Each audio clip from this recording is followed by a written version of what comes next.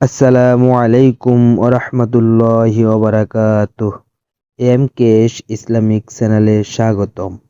প্রিয় দর্শক, আজ আমরা আলোচনা করব কেয়ামতের আগের ভয়াবহ ৭২টি ফিতনা নিয়ে। ফিতনা শব্দটি আমরা প্রায় শুনে থাকি। এই শব্দটি আমাদের কাছে বহুল ব্যবহৃত ও পরিচিত হলেও এর সঠিক অর্থ আমরা অনেকেই জানি না। ফিতনা থেকে বাঁচতে হলে ফিতনা সম্পর্কে ধারণা থাকতে হবে, জানতে হবে ফিতনার আলামতগুলো সম্পর্কে। আজকে আমরা সেই বিষয়গুলো নিয়ে আলোচনা করার চেষ্টা করব ইনশাআল্লাহ। পবিত্র কোরআনে মহান আল্লাহ তার প্রিয় বান্দাদের ফিতনার ব্যাপারে সতর্ক করেছেন। ইরশাদ হয়েছে, আল্লাহর কাছে ফিতনা হত্যা অপেক্ষা মারাত্মক। সূরা বাকারা আয়াত ২১৭।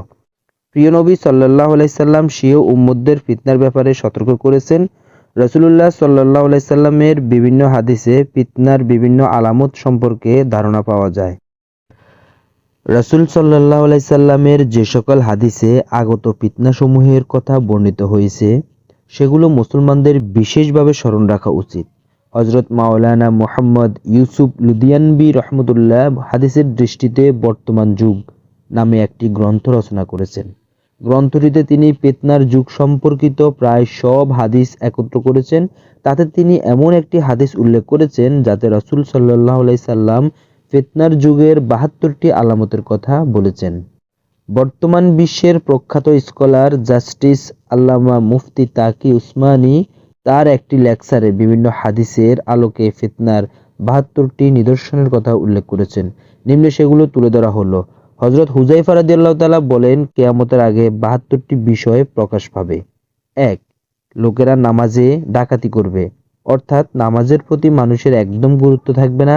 এই কথাটি আজকের যুগে এতটা আশ্চর্যের নয়, কারণ এই যুগে বেশিরভাগ মুসলমানই মাঝে নামাজের গুরুত্ব নেই। রাসূল সাল্লাল্লাহু আলাইহি সাল্লাম যখন এই কথা বলেছিলেন, তখন নামাজ ঈমান এবং কুফরের মধ্যে পার্থক্য সৃষ্টিকারী বিষয় ছিল। সে যুগে একজন মুসলমান যত খারাপই ছিল না কেন, যত মারাত্মক বদকার ও ফাসিকই ছিল না কেন, তারা কিছুতেই নামাজ ছাড়ত না। সে যুগে রাসূল সাল্লাল্লাহু আলাইহি সাল্লাম এ কথাটি বলেছিলেন, তখন মানুষ নামাজ ছাড়ার কল্পনাও করতে পারত না। ২. আমানতের খেয়ানত করবে, অর্থাৎ তাদের কাছে আমানত রূপে যা কিছু রাখা হবে তা তারা আত্মসাৎ করবে। ৩. সুদের লেনদেন করবে। ৪. মিথ্যা কথা বলাকে হালাল মনে করবে, অর্থাৎ মিথ্যা বলতে পারাকে একটি দক্ষতা ও যোগ্যতা মনে করা হবে। ৫. সামান্য বিষয়ে রক্তপাত করবে এবং অন্যের প্রাণ সংহার করবে। ৬. উঁচু উঁচু ভবন নির্মাণ করবে। ৭. দিন বিক্রি করে দুনিয়া উপার্জন করবে।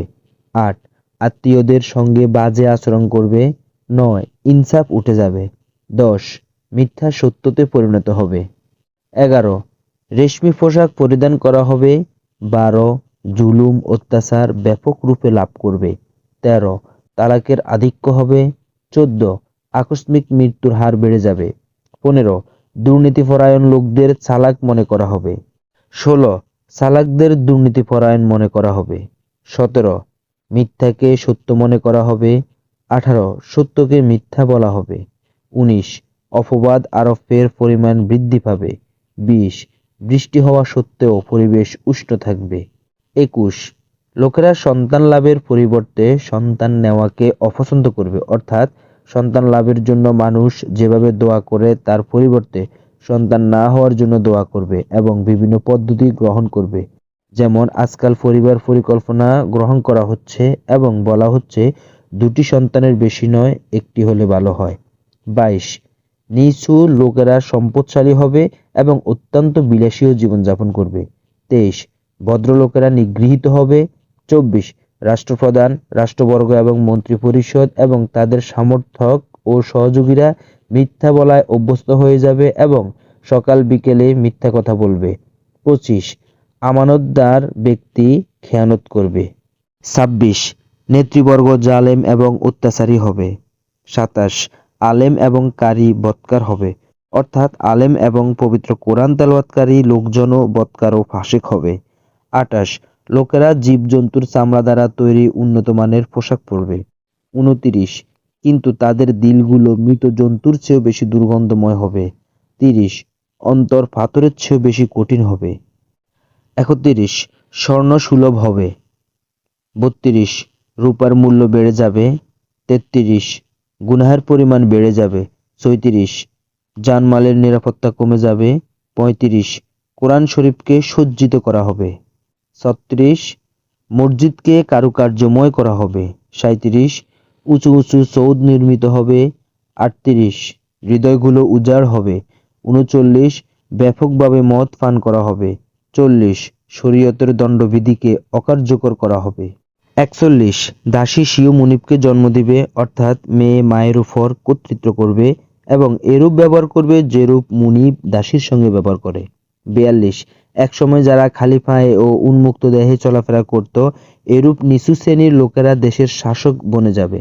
43 পুরুষ ও মহিলা যৌথভাবে ব্যবসা করবে, মহিলারা জীবনের সকল ক্ষেত্রে পুরুষের কাঁধে কাঁধ মিলিয়ে কাজ করবে। 44 পুরুষেরা মহিলাদের বেশভূষা ধারণ করবে। 45 মহিলারা পুরুষদের বেশভূষা ধারণ করবে, দূর থেকে বোঝা যাবে না এটা পুরুষ না মহিলা। 46 গায়রুল্লাহর নামে শপথ করা হবে, শপথ শুধু আল্লাহর নামে এবং কোরআনের উপর বৈধ, অন্য কোনো কিছুর নামে শপথ করা হারাম। কিন্তু ফিতনার যুগে মানুষ আল্লাহ ছাড়া অন্যান্য জিনিসের নামেও শপথ করবে। 47 মুসলমানরাও নির্দ্বিধায় মিথ্যা সাক্ষ্য দিতে প্রস্তুত থাকবে। 48 শুধু পরিচিত লোকদের সালাম দেওয়া হবে, অথচ রাসূল সাল্লাল্লাহু আলাইহি সাল্লামের শিক্ষা হলো তুমি যাকে চেনো তাকেও সালাম করো এবং যাকে তুমি চেনো না তাকেও সালাম করো। বুখারী হাদিস 12 নম্বর।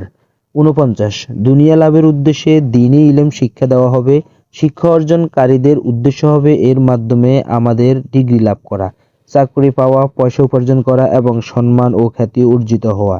50 আখিরাতের কাজের দ্বারা দুনিয়া উপার্জন করা হবে। 51 জাতীয় ও রাষ্ট্রীয় সম্পদকে নিজের সম্পদ মনে করা হবে। 52 আমানতের মালকে লুটের মাল মনে করা হবে। 53 জাকাতকে জরিমানা মনে করা হবে। 54 সমাজের সবচেয়ে নিচু ও নিকৃষ্ট ব্যক্তিকে লোকেরা নিজদের নেতা বানাবে। 55 মানুষ নিজের পিতার অবাধ্যতা করবে। 56 এবং মায়ের সঙ্গে দুর্ব্যবহার করবে। 57 বন্ধুদের ক্ষতি করতে দ্বিধা করবে না। 58 স্ত্রীর আনুগত্য করবে। 59 বদকার লোকেরা মসজিদে শোরগোল করবে। 60 গায়িকা মহিলাদের সম্মান করা হবে, অর্থাৎ যে মহিলারা গান বাজনার পেশায় থাকবে তাদের সম্মানের চোখে দেখা হবে।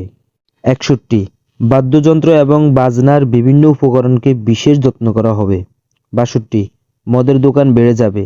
63 জুলুম অত্যাচার করাকে গর্বের বিষয় মনে করা হবে। 64 আদালতে ন্যায় বিচার বিক্রি হবে, অর্থাৎ বিচার প্রার্থী ন্যায়ের উপর হলেও পয়সা দিয়ে রায় নিজের পক্ষে নিতে হবে। 65 পুলিশের সংখ্যা বৃদ্ধি পাবে। 66 পবিত্র কোরআন গানের সুরে তেলাওয়াত করা হবে, কোরআনকে বোঝার জন্য অথবা সওয়াব লাভের উদ্দেশ্যে কিংবা দাওয়াতের উদ্দেশ্যে তেলাওয়াত করা হবে না। 67 হিংস্র পশুর চামড়া ব্যবহার করা হবে।